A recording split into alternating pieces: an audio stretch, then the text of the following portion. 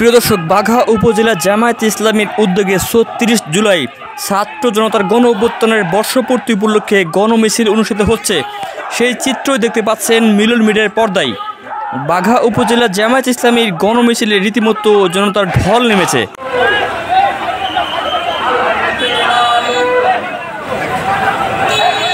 ছাত্র জনতার গণ অভ্যুত্থানের বর্ষপূর্তি উপলক্ষে বাঘা উপজেলার জামায়াতে ইসলামীর গণমিছিল উপস্থিত রয়েছেন অধ্যাপক মোহাম্মদ সাইফুল ইসলাম, নায়েবে আমির বাঘা উপজেলার শাখা।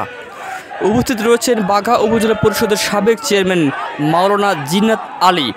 আরও উপস্থিত রয়েছেন ইসলামী ছাত্র শিবিরের বাঘা উপজেলা শাখা সভাপতি মোহাম্মদ আব্দুল জব্বার। দেখতে পাচ্ছেন আপনারা এই মিছিলটি এই মুহূর্তে বাঘা উপজেলার প্রধান সড়ক প্রদক্ষিণ করে যাচ্ছেন। দেখতেই পাচ্ছেন রীতিমতো জনতার ঢল নেমেছে বাঘা উপজেলা জামায়াতে ইসলামীর এই গণমিছিলে।